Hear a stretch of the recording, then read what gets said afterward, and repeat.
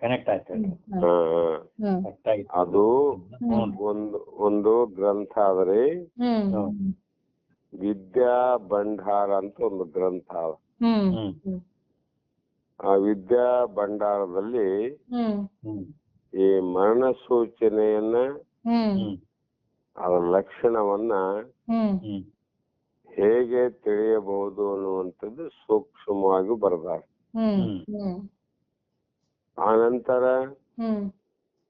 ನಿಜಗುಣ ಶಿವಯೋಗಿಗಳು ವಿವೇಕ ಚಿಂತಾಮಣಿ ಅನ್ನುವಂತ 10 ಪ್ರಕರಣದ ಗ್ರಂಥದಲ್ಲಿ 9 ಅಥವಾ 10ನೇ ಪ್ರಕರಣದಲ್ಲಿ ಮರಣ ಸೂಚನೆಗಳು ಅನ್ನುವಂಥದ್ದು ಒಂದು ಸುಮಾರು ಒಂದು ಪ್ರಕರಣವೇ ಅಲ್ಲಿ ಬರ್ದಾರ. ಅವ್ರು ಗ್ರಂಥದಲ್ಲಿ ಬರ್ದಾರ. ಅವೆಲ್ಲ ನೋಡ್ಲಾರ್ದ ಮನೆಗೆ ದೊಡ್ಡ ಕಾಣ್ತಾವ. ಅಷ್ಟೇ ದೇಹ ಬಿಟ್ಟು ಸಾಕು, ಏತನೇ ಮುಕ್ತ ಅಂತ ಹೇಳ್ತಾರ. ಮತ್ತೆ ಬಲ್ಲತನವೆಂಬುದರಿಯದೆ ಆಹಾ ಈತನೇ ಪರಮ ಮುಕ್ತನೆಂದು ಕೊಂಡಾಡಿ ಹೇಳುತ್ತಾರೆ. ಆತನಲ್ಲಿ ಅಂತಹ ಶಕ್ತಿ, ಇಂಥ ಬಲ್ಲವನು, ಇಂಥವನು, ಅವನೇನ್ ತಿಳ್ಕೊಂಡನ್ರಿ? ಇಷ್ಟೇ ತಿಳ್ಕೊಂಡನ್. ಸಂಧಾದಿ ಕರ್ಮ ಮಾಡೋದು ಗೊತ್ತದ, ಶರೀರ ಮೇಲೆ ಎಚ್ಚರಿಲ್ದ ಕಲ್ಲು ಕಟಿ ಅಂತ ಬಿಡೋದು ಗೊತ್ತದ, ಏನಾನ ಹೇಳಿದ್ರೆ ವಾಕ್ ಸಿದ್ಧಿಯಿಂದ ನುಡಿದಂತೆ ಆದದು ಅದು ಗೊತ್ತದ, ಮರಣ ಸೂಚನೆ ಗೊತ್ತದ. ಇಷ್ಟೆಲ್ಲ ಇದ್ರೆ ಸಾಕು, ದೊಡ್ಡ ಜ್ಞಾನಿ ಅಂತ ಜಗತ್ತು ಹೇಳ್ತದ. ಯಾರು ಅಂದ್ರೆ ಎಲ್ಲರೂ ಅಲ್ಲ, ಪಾಮರರು ಅಂದ್ರು. ಯಾಕೆಂದ್ರೆ ಇಷ್ಟು ಗೊತ್ತದ ಈತಗಂದ್ರೆ ಈತನೇ ಶ್ರೇಷ್ಠವಾದ ಪುರುಷ. ಆದರೆ ಎದರಂತೆ ಮನೋ ನಿಗ್ರಹ ಮಾಡಿದವರನ್ನು ಕೆಲವು ಸಲ ಮನಸ್ಸನ್ನ ನಿಗ್ರಹ ಮಾಡೋದಂತ. ಅವ್ರು ಹೆಂಗ ನಿಗ್ರಹ ಮಾಡ್ತಾರೋ ಅವ್ರಿಗೆ ಗೊತ್ತು. ಮತ್ತೆ ಇನ್ನೂ ಕೆಲವು ಲಕ್ಷಣ ಇರ್ತಾವ. ಭೂಮಿಯಲ್ಲಿ ಹುದುಗಿಟ್ಟಿದ್ದ ದ್ರವ್ಯವನ್ನ ತಮ್ಮ ದೃಷ್ಟಿಯಿಂದ ಕಂಡುಹಿಡ್ತಾರ ಅವ್ರು. ಅದು ಏನ್ ದೊಡ್ಡ ಮಾತಲ್ಲ. ಅದಕ್ಕ ಒಂದು ಸಿದ್ಧಿ ಅಂತ ಇರ್ತದ, ಅಂಜನಾ ಸಿದ್ಧಿ ಅಂತ. ಆ ಅಂಜನಾ ಸಿದ್ಧಿ ಹಾಕಿ ಈ ಕಣ್ಣಿನಿಂದ ನೋಡಿದ್ರೆ ಭೂಮಿಯ ಒಳಗಡೆ ಇರುವಂತ ವಸ್ತುಗಳು ತೋರ್ತಾವ. ಇಷ್ಟಕ್ಕೆ ಇವ್ರೇನ್ ಮಾಡಿದ್ರು ಅಂದ್ರೆ ದೊಡ್ಡ ಜ್ಞಾನಿ ಅಂತ. ಆ ಕೆಲಸವನ್ನ ಈಗ ಸಾಮಾನ್ಯ ನಿಮ್ಗೆ ತಿಳಿಯುವಂತ ಹೇಳ್ಬೇಕಾಗಿತ್ತಂದ್ರೆ, ಕೆಲವು ನಿಕ್ಷೇಪ ಶೋಧನ, ಜಲ ಶೋಧನೆಯನ್ನ ಮಾಡುವಂತ ಯಂತ್ರಗಳೇ ಬಂದವೆ. ಬಂದವಿಲ್ರಿ? ಅವು ಕೆಲವು ಬೋರ್ವೆಲ್ ಹಾಕ್ಸುವಾಗ ಜೈಲಾಜಿಸ್ಟ್ ಬರ್ತಾನ, ಆ ಬರೀ ಒಂದು ಮಿಷನ್ ಇಂದ ಹೇಳ್ತಾನ ಇಲ್ಲಿ ನೀರಾವ ನೀರಿಲ್ಲ ಅಂತ. ಇದೇನ್ ದೊಡ್ಡ ಕೆಲಸ? ಅದು ಇದ್ರೆ ಕೆಳಗಿಂದ ಕಾಣುತ್ತದೆ ಹೇಳ್ತಾರಂತ. ಇನ್ನು ಕೆಲವು ಕಡೆ ನಿಕ್ಷೇಪ ಅಂದ್ರೆ ಅದು ಯಾವುದೇ ಕೋಲ್ ಇರಬಹುದು, ಬಂಗಾರ ಇರಬಹುದು, ಹಿತ್ತಾಳಿರಬಹುದು, ಅವುಗಳನ್ನ ಶೋಧನೆ ಮಾಡ್ತಕ್ಕಂತ ಯಂತ್ರಗಳು ಬಂದವ. ಯಂತ್ರದ ಮುಖಾಂತರವೇ ಸಂಶೋಧನೆ ಮಾಡ್ತಾರ. ಸಂಶೋಧನೆ ಸಕ್ಸಸ್ ಆದ್ರೆ ಅದು ಗಣಿ ಅಂತ ಹೆಸರಿಡ್ತಾರ. ಕೆಲಸ ಪ್ರಾರಂಭ ಆಗುತ್ತಾ ಗಣಿ ಅಂದ್ರ ಅವು. ಚಿನ್ನದ ಗಣಿ ಅಂತಾರ, ಕೋಲ್ ಮೈನ್ಸ್ ಅಂತಾರ.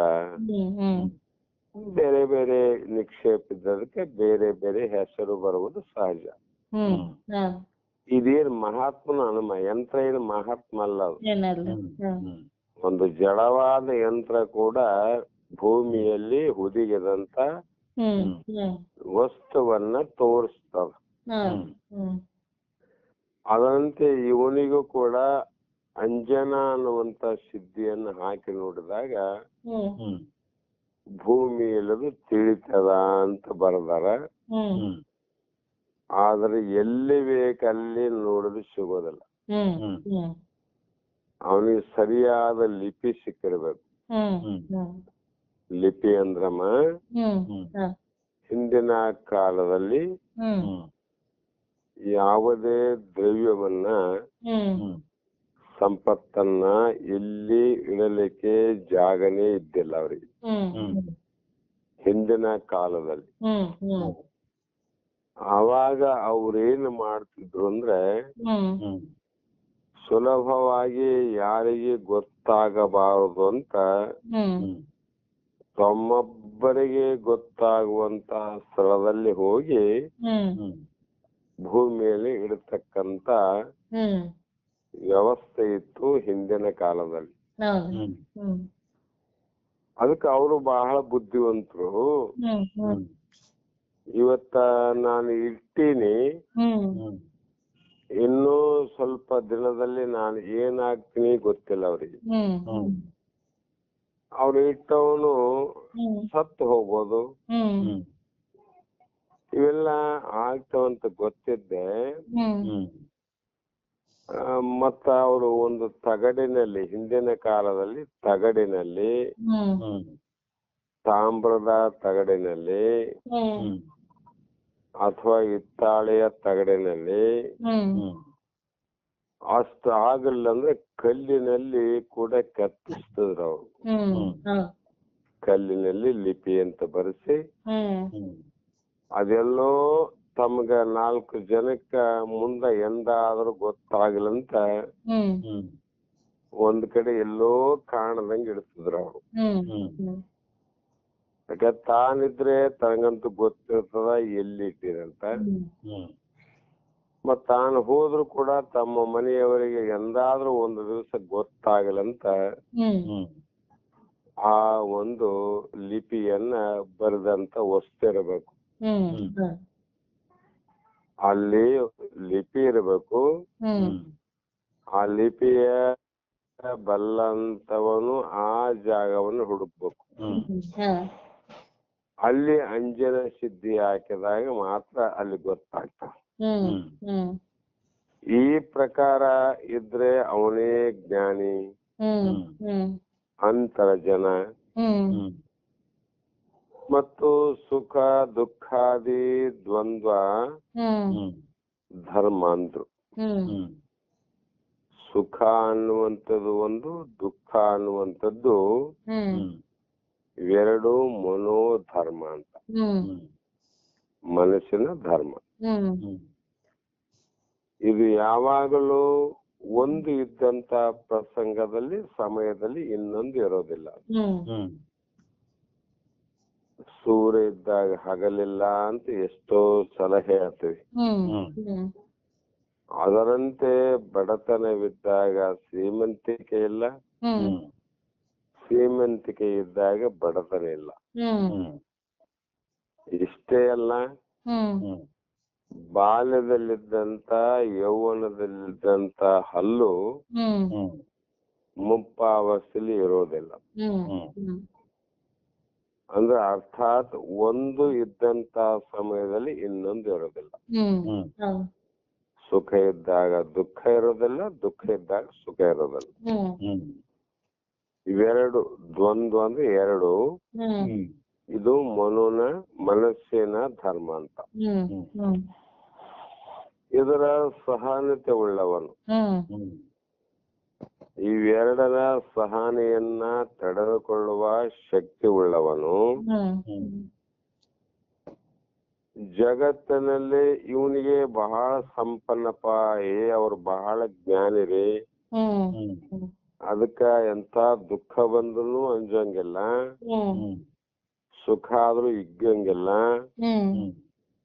ಸಮನಾಗಿ ಇರ್ಬೇಕಾದ್ರೆ, ಶಾಂತಿಯಿಂದ ಇರ್ಬೇಕಾದ್ರೆ ಅವ್ರು ಮುಕ್ತನೇ ಅನ್ನುವಂತ ಲಕ್ಷಣ ಇರ್ತದ ಅಂತ ಜನ ಹೇಳ್ತಾರೆ.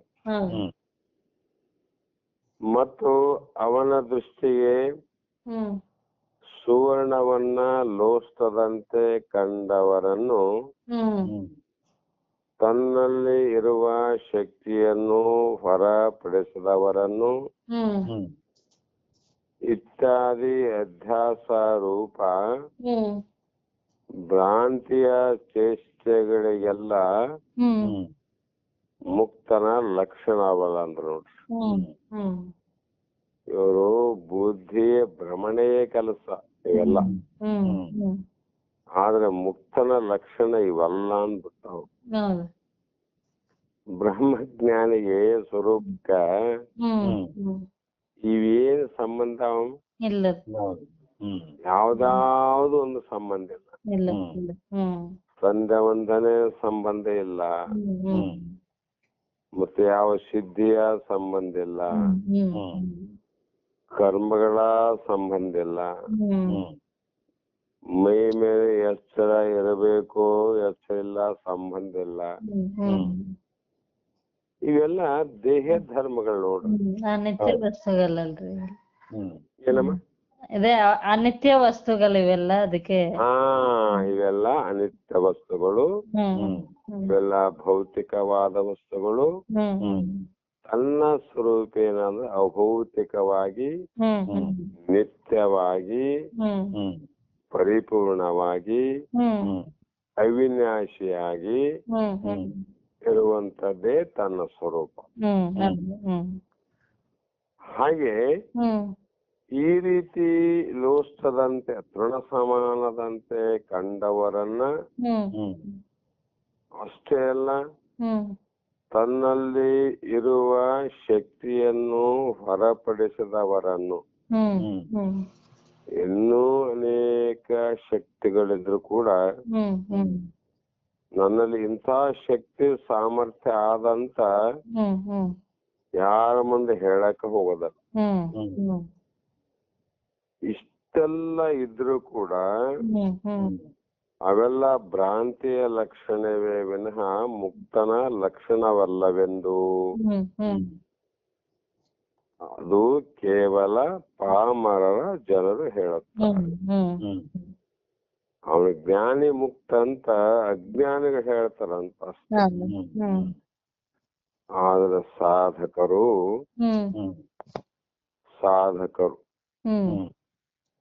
ಅವರಂದ್ರೆ ಮೋಕ್ಷದ ಆಪೇಕ್ಷೆಗಳು ನಿತ್ಯವಾದಂತ ಸ್ವರೂಪವನ್ನೇ ಕಂಡು ಆ ಸ್ವರೂಪದ ಆನಂದದಲ್ಲೇ ಸದಾಕಾಲ ನಾವು ಆನಂದದಿಂದ ಇರುವವರು, ಯಾವಾಗಲೂ ಇರುವವರು ಯಾರು ಅಂದ್ರೆ ಮೋಕ್ಷದ ಆಪೇಕ್ಷೆಗಳು. ನಿಮ್ಮಂಥವರು ನಮ್ಮಂಥವರು ಇಂಥ ಅಜ್ಞಾನಿಗಳ ಅಥವಾ ಪಾಮರರ ಮಾತಿಗೆ ಮೋಸ ಹೋಗಬಾರದು ಅಂದ್ರು. ಏನಂತ ಹೇಳಿದ್ರೆ ಕೊನೆಗೆ ಮೋಸ ಹೋಗ್ಬಾರ್ರಿ. ಇವೆಲ್ಲ ಮೋಸದ ಲಕ್ಷಣಗಳು, ಜ್ಞಾನದ ಲಕ್ಷಣ ಅಲ್ಲ,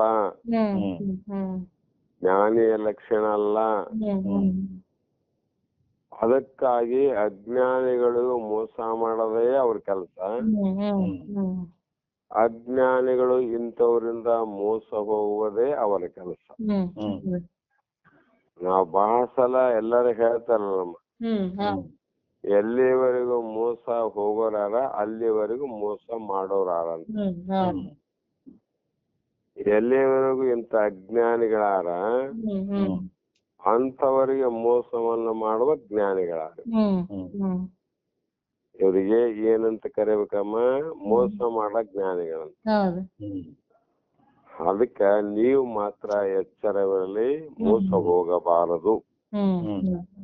ಕಾರಣ ಬ್ರಹ್ಮಜ್ಞಾನವೇ ಹೃದಯ ಗ್ರಂಥಿಯನ್ನು ನಾಶ ಮಾಡ್ತಾನೆ. ಹ್ಮ್ ದೇಹ ಭಾವ, ಅವಸ್ಥೆಗಳ ಭಾವ, ಜೀವ ಭಾವ, ಹ್ಮ್ ಕಾಮ ಕ್ರೋಧಾದಿಗಳ ಭಾವ ಹ್ಮ್ ಇವೆಲ್ಲವನ್ನ ಶಿವ ಜೀವರ ಜಗತ್ತಿನ ಭೇದ ಭಾವಗಳನ್ನ ಹ್ಮ್ ಸರ್ವವೂ ನಾಶ ಮಾಡ್ತಕ್ಕಂಥದ್ದು ಬ್ರಹ್ಮಜ್ಞಾನ. ಹ್ಮ್ ಆ ಬ್ರಹ್ಮಜ್ಞಾನವೇ ನಮ್ಮ ಹೃದಯದಲ್ಲಿರುವಂತ ಸಂಶಯವನ್ನ ನಾಶ ಮಾಡ್ತದೆ.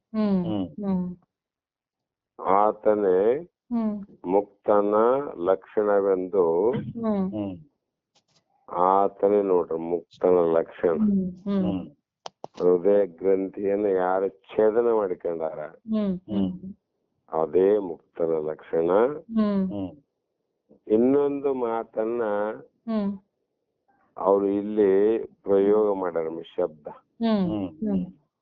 ಇದು ನಗದಿ ವ್ಯವಹಾರ ಅಂದ್ರು. ನಗದಿ ಬೇರೆ, ಉದ್ರಿ ಬೇರೆ. ಆದ್ರೆ ಇದು ಹೇಳ್ತಕ್ಕಂತ ಮಾತು ಇದು ನಗದಿ ವ್ಯವಹಾರ ಅಂದ್ರೆ ಅಷ್ಟು ಸತ್ಯವಾದದ್ದು ವರ್ತಮಾನದಲ್ಲಿ ಇರುವುದು ನಿಜವಾದದ್ದು.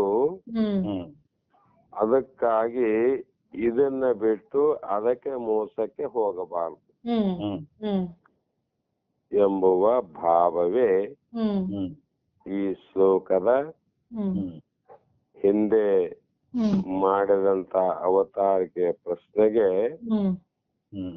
ಜ್ಞಾನಿ ಆದ ಮೇಲೆ ಏನಾದ್ರೂ ಚಿಹ್ನೆಗಳು ಇರಬಹುದಲ್ಲ ಪೂರ್ಣ ಜ್ಞಾನಿಗಂದ್ರೆ ಅವೆಲ್ಲ ಭ್ರಾಂತಿಯ ಚಿಹ್ನೆಗಳ ವಿನಃ ಬ್ರಹ್ಮನ ಚಿಹ್ನೆ ಅಲ್ಲ.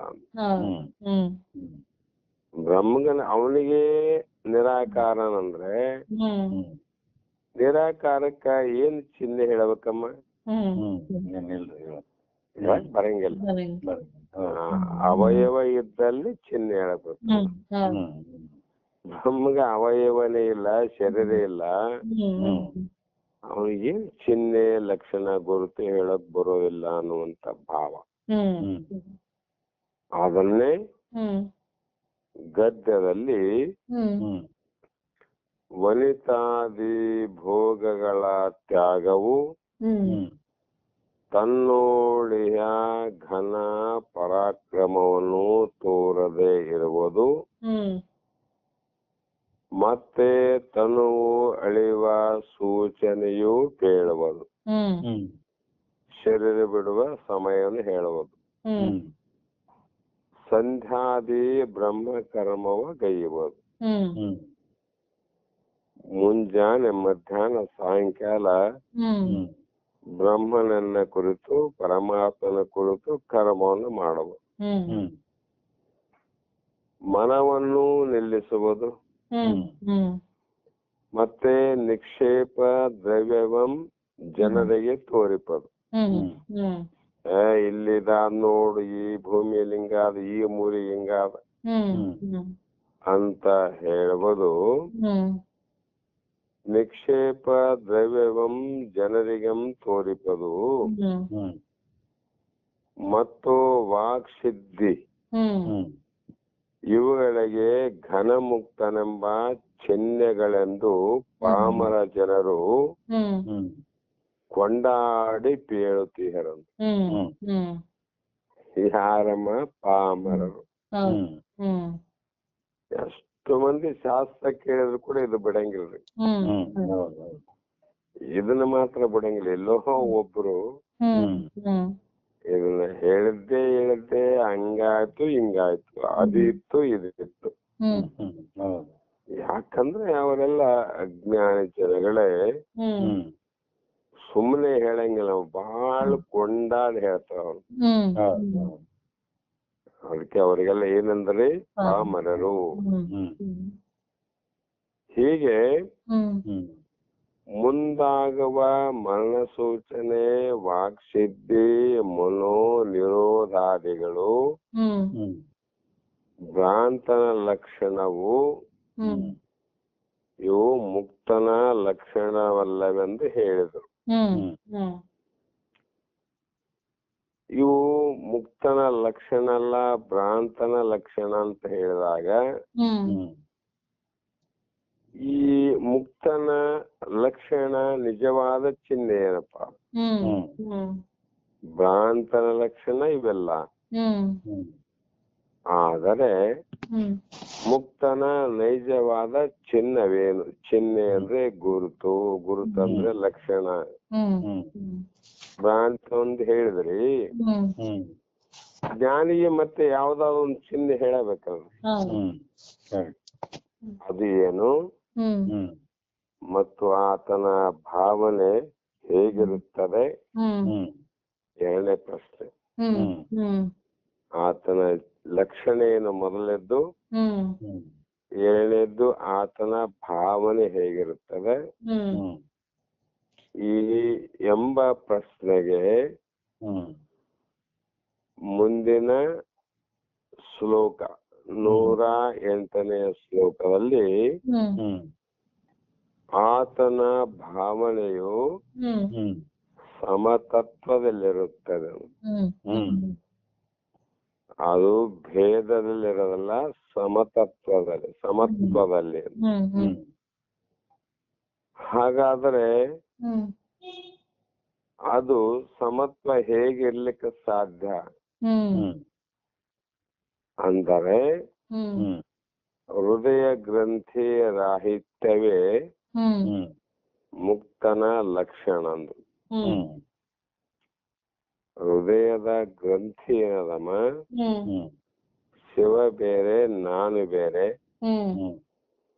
ಜೀವ ಬೇರೆ ಪರಮಾತ್ಮ ಬೇರೆ ಅಂತ ಈ ಮನಸ್ಸಲ್ಲಿರುವಂತ ಸಂಶಯ ಭಾವವೇ ಅವನಿಗೆ ಗಂಟು. ಅದನ್ನ ಛೇದನ ಮಾಡಿಕೊಳ್ಳುವುದೇ ಮುಕ್ತನ ಲಕ್ಷಣ ಎಂಬ ಉತ್ತರವನ್ನ ಮುಂದಿನ ಶ್ಲೋಕದಲ್ಲಿ ದೃಷ್ಟಾಂತ ಪೂರ್ವಕವಾಗಿ ಉತ್ತರಿಸಲಿದ್ದಾರೆ ಅಂತ ಈ ಶ್ಲೋಕವನ್ನ ಪ್ರಾರಂಭ ಮಾಡ್ತಾರಮ್ಮ. ಮತ್ತೆ ನಾಳೆ ದಿನನೇ ವಿಚಾರ ಮಾಡೋಣ. ಇವತ್ತು ಈ ಶ್ಲೋಕ ಸ್ವಲ್ಪ ವಿಚಾರ ಮಾಡ್ರ ನೀವು. ಇದು ಬಹಳ ಕ್ಲಿಯರ್ ಅವ್ರಿದ್ರೆ ಏನು ಶಾಸ್ತ್ರ ಕೇಳಿದ ಮಂದಿಗೆ ಹಸಿ ಗಾಡಿಗೆ ಸೀದಾ ಹಳ್ಳು ಹೋಗದಂಗ ಆತ್ ನೋಡ್ರಿ. ಒಣ ಗೋಡೆಗೆ ಹಳ್ಳು ಹೋಗದ್ರೆ ನಮ್ ಕಣ್ಣಿಗೆ ವಾಪಸ್ ಬರ್ತಾವ, ಗಾಡಿಗೆ ಬಿಡುದು ಮತ್ತೆ ನಮ್ ಕಡೆ ಬರ್ತದೆ. ಕೆಲವು ಹಸಿ ಗಾಡಿಗೆ ಒಂದು ಕಲ್ಲನ್ನ ಹಳ್ಳನ್ನ ಹೋದ್ರೆ ಅವ್ ಅಲ್ಲೇ ಗಾಡಿಗೆ ಕುಂತು ಬಿಡ್ತವೆ. ಶಾಸ್ತ್ರಜ್ಞಾನ ಇಲ್ಲದಂತವರಿಗೆ ಈ ಉಪದೇಶ ವಾಪಸ್ಸು ಅವ್ರ ಕಿವಿಗೆ ಬಡದು ಮತ್ತೆ ನಮ್ಗೆ ಬರ್ತಾವ, ಒಳಗ್ ಹೋಗುದಿಲ್ರಿ. ಯಾರ ಹೃದಯ ಪಕ್ವಾಗ್ಯದಲ್ಲ, ಹಸಿ ಆಗಿರ್ಬೇಕು ಮನಸ್ಸು. ಹೃದಯಕ್ಕೆ ಈಗ ಹಸಿವು ಬಾಳ ಆಯ್ತು ಅಂದ್ರೆ ಊಟ ರುಚಿ ಆಗ್ತದೆ. ಅದಕ್ಕೆ ಊಟ ರುಚಿ ಆಗ್ಬೇಕಾದ್ರೆ ಹಸಿವು ಬಾಳ ಆಗ್ಬೇಕು ನೋಡ್ರಿ. ಆ ಸಮಯದಲ್ಲಿ ಏನ್ ಸಿಕ್ಕದ್ದೆಲ್ಲ ಅಮೃತ ಆಗ್ತದೆ. ಹಸಿವಾಗ್ಲಾರ್ದಾಗ ಅಮೃತವೇ ವಿಷ ಆಗ್ತದೆ. ಅಮೃತದ ಊಟ ವಿಷ ಆಗ್ತದೆ ನೋಡ್ರಿ. ಯಾಕ್ರಿ ಕಾರಣ ಅಂದ್ರೆ ಹಸಿವಾಗಿಲ್ಲ ಅಂತ. ಅಂದ್ರೆ ಹಸಿವಿನಿಂದನೇ ರುಚಿ ಆದ ವಿನಃ ವಿಷಯದಲ್ಲಿ ರುಚಿ ಇಲ್ಲ ಅಂತ ಅರ್ಥ ಆಯ್ತು. ಹೌದಲ್ರಿ? ಅದರಂತೆ ಆಪೇಕ್ಷೆ ಉಳ್ಳಂತ ಅಧಿಕಾರಿಗೆ ಈ ಶಾಸ್ತ್ರದ ಉಪದೇಶ ರುಚಿ ಆಗ್ತದಮ್ಮ. ಅನಧಿಕಾರಿಗಳಿಗೆ ಹೇಳಿದ್ರೆ ಇದು ರುಚಿ ಆಗೋದಿಲ್ಲ. ಯಾಕಂದ್ರೆ ಅವನಿಗೆ ಹಸಿವಾಗಿಲ್ಲ. ಮತ್ತೆ ಇವ್ರಿಗೆ ಯಾಕೆ ರುಚಿ ಆಗೋದಿಲ್ಲ? ಅಪೇಕ್ಷೆ ಇಲ್ಲ. ಹೌದಿಲ್ಲ? ಹಾಗೆ ಶಾಸ್ತ್ರದ ರುಚಿ ಯಾರಿಗೆ ಹೆಚ್ಚದ, ಶಾಸ್ತ್ರದ ಅಪೇಕ್ಷೆ ಯಾರಿಗೆ ಬಲ ಆಗ್ಯದ, ಅವರ ಮನಸ್ಸಿನಲ್ಲಿ ಹೋಗಿ ಈ ಉಪದೇಶ ಅನ್ನುವಂಥದ್ದು ಸಂತೋಷ ಕೊಡ್ತದೆ. ಯಾಕಂದ್ರೆ ನಾನು ಎಂಥದ್ದನ್ನು ತಿಳ್ಕೊಂಡೆ, ನಾನು ಏನೇನು ಅನ್ಕೊಂಡಿದ್ದೆ, ಆದ್ರೆ ನಾನು ಎಂಥದ್ದನ್ನು ತಿಳ್ಕೊಂಡೆ, ಎಷ್ಟು ಪುಣ್ಯಾತ್ಮರು ಅನ್ನುವಂತ ಸಂತೋಷ ಆಗ್ತದೆ. ಅದಕ್ಕೆ ಹಸಿಗುವಾಡಿ ಅಳ್ಳೊಡದಂಗ ಪರಿಪಕ್ವವಾದ ಹೃದಯದವರಿಗೆ ಈ ಶ್ಲೋಕದ ಅರ್ಥ ಭಾವ ಅವ್ರ ಮನಸ್ಸಿನಲ್ಲಿ ಅಚ್ಚೊತ್ತಿದಂಗ ಆಗುತ್ತದೆ. ಆ ಕಡೆ ಸರ್ ಮನಸ್ಸಿನಾಗ ಆಗ್ಬಿಡುತ್ತದ, ಹೊರಗ್ ಬರಂಗಿಲ್ಲ. ಈ ಒಂದು ಶಕ್ತಿ ಶಾಸ್ತ್ರಗಳಲ್ಲಿ ಉಂಟು, ಅದನ್ನ ಪಡಿಬೇಕಾದ್ರೆ ಅಧಿಕಾರತ್ವ ಉಂಟು ಅಂತ. ಎಲ್ಲರಿಗೂ ಇದು ಪಡಿಲಿಕ್ಕೆ ಆಗೋದಿಲ್ಲ. ಯಾಕಂದ್ರೆ ಅದಕ್ಕೆ ತಕ್ಕಂತೆ ನಮ್ಮಲ್ಲಿ ಕಿಮ್ಮತ್ತಿರ್ಬೇಕಂತ. ನಿನ್ನೆ ಒಂದು ಉದಾಹರಣೆ ನಿಮ್ಗೊಂದು ಸಾಕಷ್ಟು ಸಲ ಹೇಳಿರ್ತೀನಿ. ಎಲ್ಲರೂ ವಜ್ರದ ಬಂಗಾರದ ಅಂಗಡಿ ಹೋಗ್ಲಿಕ್ಕೆ ಸಾಧ್ಯ ಇಲ್ಲ. ರಾಯಚೂರಲ್ಲಿ ಜನ ಇಲ್ಲಂತಲ್ಲ, ಬಂಗಾರ ಇಲ್ಲಂತಲ್ಲ, ಬಂಗಾರ ಮಾರೋರು ಇಲ್ಲಂತಲ್ಲ. ಜನರಾದ ಬಂಗಾರವನ್ನ ಮಾರುವಂತ ಬಜಾರ್ನೇ ಉಂಟು ನೋಡಿ. ಆ ಊರಲ್ಲಿ ಎಲ್ಲಾ ಜನ ಹೊರಗೆ ಬರ್ತಾರ, ಎಲ್ಲಾ ಕಡೆ ಏನೇನು ಬೇಕೋ ತಗೊಂತಾರ. ಆದ್ರೆ ಅಲ್ಲಿದ್ದವ್ರು ಎಲ್ಲರೂ ಬಂಗಾರ ಖರೀದಿ ಮಾಡ್ಲಿಕ್ಕೆ ಸಾಧ್ಯ. ಬಜಾರ್ದಾಗ ತಿರುಗಾಡ್ತಾರ, ಬಜಾರೇ ನೋಡ್ತಾರ, ಅಂಗಡಿ ನೋಡ್ತಾರ, ಆಭರಣ ನೋಡ್ತಾರ, ಆದ್ರೆ ಪಡಿಲಿಕ್ಕೆ ಸಾಧ್ಯ ಇಲ್ಲ. ಯಾಕೆ ಸಾಧ್ಯ ಇಲ್ಲ ಅಂದ್ರೆ ಕೊಂಡುಕೊಳ್ಳುವ ಯೋಗ್ಯತೆ ಇಲ್ಲ ಅಂತ ಅರ್ಥ. ಹೌದಲ್ರಿ? ಕೊಂಡುಕೊಳ್ಳುವ ಯೋಗ್ಯತೆ ಇಲ್ಲ, ಅದಕ್ಕೆ ಅವ್ರು ಪಡಿಲಿಕ್ಕೆ ಆಗೋದಿಲ್ಲ. ಪಡಿಲಿಕ್ಕೆ ಇಲ್ಲ ಅಂತ ಅರ್ಥ ಅಲ್ಲ, ಆದ ಯೋಗ್ಯತೆ ಇಲ್ಲ, ಪಡಿಲಿಕ್ಕೆ ಆಗೋದಿಲ್ಲ. ಯೋಗ್ಯತೆ ಇದ್ದವರು ಮಾತ್ರ ಬಂಗಾರವನ್ನು ಪಡಿತಾರ. ಆದ್ರೆ ಬಂಗಾರದಕ್ಕಿಂತ ಶ್ರೇಷ್ಠವಾದದ್ದು ಈ ಬ್ರಹ್ಮಜ್ಞಾನ. ಇದು ದುಡ್ಡಿನಿಂದ ಪಡೆಯುವುದಲ್ಲ. ದಡ್ಡರಿಗೆ ಇದು ತಿಳಿಯೋದು ಇಲ್ಲ, ದಡ್ಡರಿಗೆ ತಿಳಿಯೋದಿಲ್ಲ. ಇದ್ದವರು ದುಡ್ಡಿನಿಂದ ಇದನ್ನ ಪಡಿಲಿಕ್ಕೆ ಆಗೋದಿಲ್ಲ. ಅಂದ್ರೆ ಯಾರಿಗೆ ಸಾಧ್ಯ ಅಂದ್ರೆ ಪೂರ್ವ ಜನ್ಮದ ಸುಕೃತವನ್ನ ಯಾರು ಮಾಡಿ ಈ ಜಗತ್ತಿಗೆ ಬಂದು ಆ ವಾಸನದಿಂದ ವಿಚಾರವನ್ನ ಮಾಡಿಕೊಂಡು ಈ ಸಂಸಾರ ನಾಟಕದ ಸುಖ ದುಃಖಗಳನ್ನ ನೋಡಿ ಈ ಜನನ ಮರಣ ಅನ್ನುವಂಥ ಇದು ಯಾಕೆ, ಕಾರಣ ಏನು ಅನ್ನುವಂತ ವಿಚಾರದಿಂದ ಸದ್ಗುರುವಿಗೆ ಯಾರು ಶರಣಾಗಿ ಭಕ್ತಿ ಭಾವದಿಂದ ಇದನ್ನು ಪಡಿಬೇಕಷ್ಟೆ. ರೊಕ್ಕದಿಂದ ಪಡೆದಲ್ರಿ, ದಡ್ಡರಿಗೆ ತಿಳಿದಲ್ಲ. ಇದು ಮಧ್ಯಸ್ಥರು ಯಾರಂದ್ರೆ ಗುರುಶಾಸ್ತ್ರಾದಿಗಳಲ್ಲಿ ಯಾರಿಗೆ ಭಕ್ತಿ ಆದ ಅವ್ರು ಮಾತ್ರ ತಿಳಿಯೋದಂತ ಈ ವಿಚಾರವನ್ನ ಇಲ್ಲಿಯೇ ಮಂಗಲವನ್ನ ಮಾಡೋಣಮ್ಮ. ನಾಳೆ ದಿನ ಮತ್ತೆ ಹೇಳ್ತಾರೆ. ಯಾಕಂದ್ರೆ ಆತನ ಭಾವ ಹೇಗಿರ್ತದ, ಅಂಥ ನಿಜವಾದ ಮುಕ್ತನ ಲಕ್ಷಣ ಏನಾದಂತ ಹೇಗಿರಬಹುದು ಅನ್ನೋದಕ್ಕೆ ನಾಳೆ ದಿನ ಮತ್ತೆ ವಿಚಾರ ಮಾಡೋಣ. ಹೌದು. ಹಾ. ನಮಸ್ಕಾರ. ನಮಸ್ಕಾರ. ನಮಸ್ಕಾರ ನಮಸ್ಕಾರ ನಮಸ್ಕಾರ ನಮಸ್ಕಾರ ಸರ್. ನಮಸ್ಕಾರ ತಾಯಿ, ನಮಸ್ಕಾರ.